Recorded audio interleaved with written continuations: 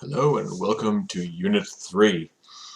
So, the idea is we basically have now left the solar system and we're trying to find a new home. So, where are we going to go? The first thing you want to do when you're looking for an exoplanet, something you can live on, is you want to pick it by the star. Some stars are really appropriate for life, some stars are really inappropriate, some stars might be really close to death. Stars have a life cycle we're going to look at in the next unit. So the first thing you want to do is you want to pick the star, because remember, the star is like 99% of that solar system. So if you know what the star is like, you know what the solar system will probably be like. So the stars are the biggest things in our universe, and what they are is they're basically a giant ball of hydrogen. So everything in the universe starts off as hydrogen. It was the first element to form, and every element heavier than hydrogen is actually formed in a star, either in the process of a star living or by a star dying. So a star is a giant ball of hydrogen gas, and the way it works is it's something called fusion. So stars are so big that the gravity on the star pulls it together with an incredible force and an incredible pressure, which creates incredible heat at the center in the core. And what happens is it's so much that it actually pushes two neutrons and two protons together and forms an element of helium, which then produces light and energy and heat. So fusion is putting things together. That's different than the nuclear energy we use on Earth, which is fission, which is breaking elements up. Fusion is literally jamming protons together to make bigger elements, and it releases the most energy of anything on Earth, or anything in the universe, actually. In fact, 1 gram of hydrogen fusing would give you about as much energy as hundreds and hundreds of barrels of oil being burned. So it's really, really efficient. So stars are actually kind of cool because protons are both positively charged, which, remember, they don't want to be pushed together. They want to be pushed apart because they're like charged. So to push them together, you need incredible pressure and a huge temperature to make sure they're moving fast enough to actually work. So stars are big enough that their own gravity actually provides this. And the cool thing about a star is they don't have an actual size. Stars actually pulse and get bigger and smaller, because as they contract, they heat up more, and it creates more fusion, which creates more energy, which makes it expand. And then as it expands, it cools down, so the fusion slows, and then it contracts. So a star is in a constant state of wanting to either collapse or explode, but gravity keeps it together, and fusion keeps it from collapsing. So they basically pulse. It's really, really cool. The other cool thing of a star is we can determine what elements have been produced in that star using something called spectral analysis. In fact, you're going to do this later in the unit, and you're going to determine the atomic spectra. So one neat thing about elements, you're going to learn why in grade 12 physics. Every element can only produce certain quantized amounts of energy, which correspond to certain wavelengths of light. Now, that's why, by the way, we call it quantum mechanics, looking at elements. So because they can only produce certain colors of light, they can only absorb certain colors of light. And by looking at the light coming from a star, the spectrum, we can actually determine which elements are actually in the star. So we can figure out what's in the star by looking at what light from the star is actually there. All right, so parts of a star. The core is where the nuclear furnace happens, and hydrogen is fused into helium, producing energy. The radiative zone is basically where energy moves out through. Then there's the convective zone, which is big bubbles of hot gas can transport to the surface. That can create things like the solar flares you see sometimes. The photosphere is the surface of the sun. That's what you see when you look at the sun, which you really shouldn't. because it's not good for your eyes. Sunspots are dark spots on the suns.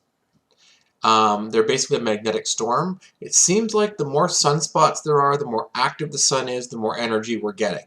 So one of the weird things right now is we're in a solar minimum right now with our sun. We haven't got a lot of sunspots lately, and in fact the energy coming off the sun is a lot less than we think it should be, or that it usually is, which is one of the reasons we know climate change is actually affecting us, because the sun's energy has decreased since about the 1970s. Nothing to worry about, it's probably a normal cycle, and it hasn't decreased huge, but typically sunspots go in an 11-year cycle, and it hasn't the last few years.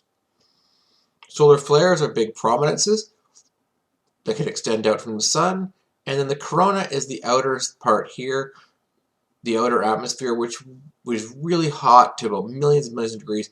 We can't see it except during a solar eclipse, because this is so much brighter. We don't see the corona unless the moon is actually in front of the sun, then we can see this corona. Alright, now here's the problem with looking at other stars. We can see how bright they are, but bright can mean two things. It can either mean that the star is really bright, or it can mean the star is also really close, because a light that's closer to you will seem brighter than one that's farther away. So apparent brightness is what we call the brightness seen from Earth. How bright does a star seem to be? Absolute brightness is how far would the star be if it were at a specific distance. So what we do is we use the apparent brightness and the distance from the Earth to create a scale that gives us absolute brightness. So how bright the star would actually be compared to other stars at the same distance from us. So we use math on the apparent brightness, we plug in the distance, and we can calculate the absolute brightness of the star. Now, the color of the star depends on its temperature. Just like flames, the hotter you burn, the more blue you get. The colder you burn, the more red you get. So our sun is a yellow star. It's a medium-sized. Its temperature is between 3,500 and 500,000 degrees Celsius at the surface. So that's what we call a medium or a type G star. Really, really hot stars could have temperatures up to 50 to 80,000 degrees, and that's crazy. That's really, really, really hot. Red stars can be very cold. Typically, red stars tend to either be dwarf stars or stars in the end of their life cycle could be red giants. And they're very cold. So the first thing you want to look at for a star is you don't want a blue star because they're way, way, way, way, way too hot. Unless your planet is very far away, a blue star probably not a good idea. You want something in the yellow to red range. But for red, as it goes towards red, you have to have your planet closer and closer to the sun. So, thing to remember, blue, hot, red, cold. We also classify stars based on their size. So our star is a normal sized star. Small stars are called dwarf stars. Big stars can be giants or supergiants. So for example, a dwarf star might be about this big if that was our sun. A red giant, what our sun might become, well, we think will become as it dies. And then supergiants are things like Betelgeuse, which are absolutely massive, massive stars.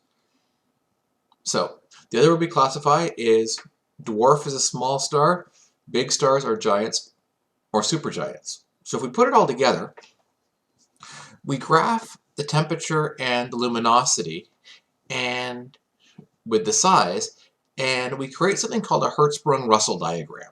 And this is what the project's actually going to look at, is how do we classify stars by their brightness, size, and color. So a Hertz-Russell diagram is a way to classify stars by their temperature, brightness, and size.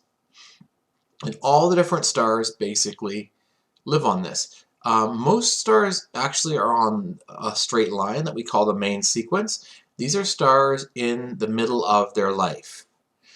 Dwarf stars tend to be stars that have died and are cooling. Big giant stars tend to be stars that are dying and they're expanding before they either explode in a supernova or just fade away. So tomorrow, or the next lesson, we're going to look at what are the different types of stars and how does star life differ between a star like our sun and a really, really big star. What's the difference in the lifespan? What's going to happen to the different stars? How did they form? Where are they going to go? All right. Hope you enjoy looking at stars.